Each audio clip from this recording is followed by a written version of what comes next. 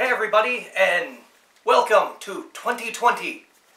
So, thank you for sticking with me throughout the year of 2019. 2020, hopefully it'll be a bigger year, a better year, and some cooler reviews. So, as you can see, I am wearing my I Heart the Monster Hero t-shirt, my Toxic Avenger Trauma hat. Both can be found at shop.trauma.com. So, what are we doing today? Well, we're here to talk about these two films. Return to Nuke'em High and Return to Nuke'em High, aka Volume 2. And yes, my copy of Return to Nuke'em High is autographed. Not sure how well that's showing up. So, I watched both of these like they were supposed to be done. Originally, this film was made as, or the original concept, I should say, these two films were meant to be one. And you can kind of see that in some things. In some of them you can't. So, let's start with Return to Nuke'em High. So, Volume 1, I really liked. I did a Mr. Cheeseball review on it. And in that review, I made the comment that I like this more than I like the original class of Nuke'em High, which is true. That still stands. I still stand that this might be the best film Troma has produced. Now, that's my opinion, which is why I clicked on it, but just again, to reiterate, these are all my opinions, so I do think Return to Nuke'em High Volume 1 is the best film they have put out. Now, with Return to Nuke'em High Volume 1, it is basically a retread of Class of Nuke'em High, flipping the main characters, I want to say Chrissy, and I can't remember the guy's name, but Chrissy and the main character in the original, they're now switched to be high school, like kind of a nerdy girl and kind of a rich girl as opposed to a popular jock and a cheerleader like it was in the original. So, and for whatever reason I cannot think of their names. I want to say the name is Chrissy in this. Okay, I can't remember their names, but they're played by Catherine Cochran and Aja Paradis, I think. I think that's how you pronounce it. If I mispronounce your name, I apologize. But Catherine and Aja do Asta, sorry. Catherine and Asta do an amazing job in this as the two main characters. Zach Amico does an amazing job as a typical overeating, overweight guy. And the voice he uses is amazing. I will never hear the word sandwich again. The same way again after that. Vito Trigo, he plays Leonardo, the lead cretin. He is really good in this. Actually, if you've seen this, you might recognize Vito Trigo. Or, not just this, if you've seen this, Vito Trigo you might recognize. He was also Mr. Bricks in, or not Mr. Bricks, he was the detective in Mr. Bricks, a heavy metal musical. So, the first one I highly recommend. There is one scene that's really weird. They take a duck, shove it down a woman's throat, and they call it duck rape. So if you are triggered by that, that is what it is called, and it will be referred to in Part 2. Not going into too much detail on this because I've already done a cheeseball review on it. Return to Nuke'em High, aka Volume 2, starts off with an amazing scene. It is an homage to Carrie. And while watching it, it kind of makes you sit there and you go, what is this? Yeah, it's an homage to Carrie. That's what you will do. That's what I did. Carrie, the homage to Carrie is very well done. It also features Nadia White, adult film star Nadia White, Monique Gata Dupree, who has shown up in Heavy Mental, and she also was in one of the Skeleton Key movies. So, and she is Tony Todd's sister. Tony Todd's sister is Monique Dupree. So that after that scene, it picks up basically where the first one leaves off. The problem is that you can tell what was shot that was new because they refer to the fact they were using Blackberries in 2014.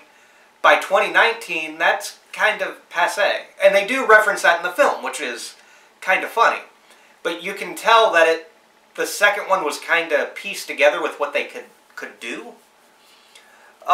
Justin Martell shows up. Justin Martell, you may recognize him as, I'm pretty sure he was the Bigfoot expert on Joe Bob's Last Drive-In when they did The Legend of Boggy Creek.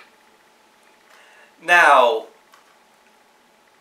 I don't want to give too much away, because this one, the way I can describe it best is if you have seen the original Class of Nuke'em High, this is like the first and second act.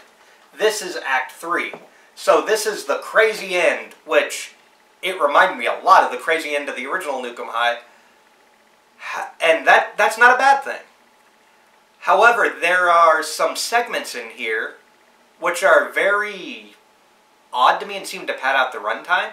And that's not that this is a bad movie, far from it. It's that there's Talking Tromaville segments, which that theme will get stuck in your head. I can't remember the guy's name, but the woman of Talking Tromaville is played by Charlotte Kaufman, Lloyd's daughter, who also was in Return to Nuke'em High 1 as a party guest. And she was in Terror Firmer as Lloyd's kind of unable to talk daughter. Or Larry, sorry. Larry's unable to talk daughter in Terror Firmer. But here there's segments of a news story with people doing the meltdown across the world, which is a cool concept. I really like that idea. But it seems to just keep going on, and the Talking Tromaville segments seem to interrupt the action just to go back to the movie. So they, in theory, could have been cut out, and they're just commenting basically on what the movie's doing. So it's not really world building. But at the same time, I can kind of understand why it's there, because if you were to take out the news stories and you were to take out the Talking Tromaville segments, the movie probably wouldn't be anywhere near 90 minutes. Oh, it's not even 90 minutes now. The movie probably wouldn't be an hour 25 like it is. It would probably run probably a little over an hour, to be honest.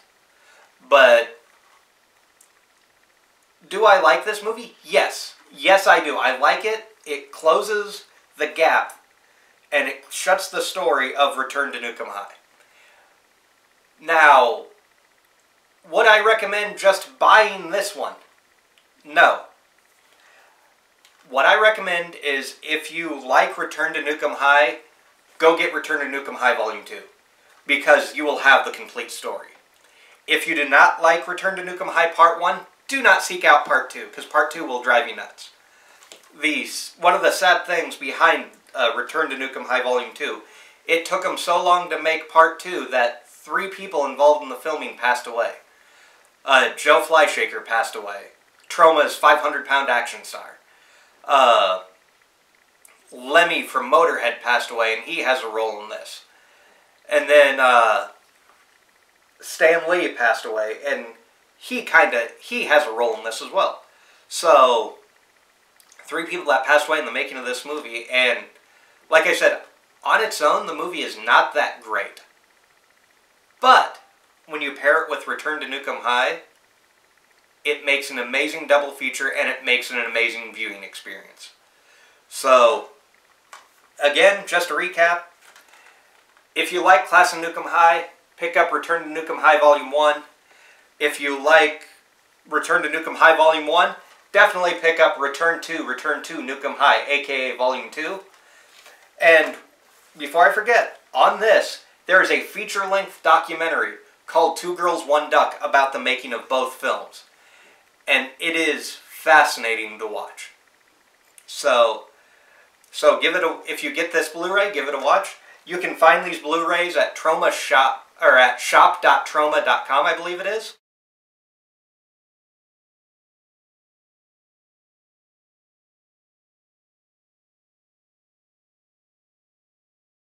Remember, stay spooky, stay scary, take care.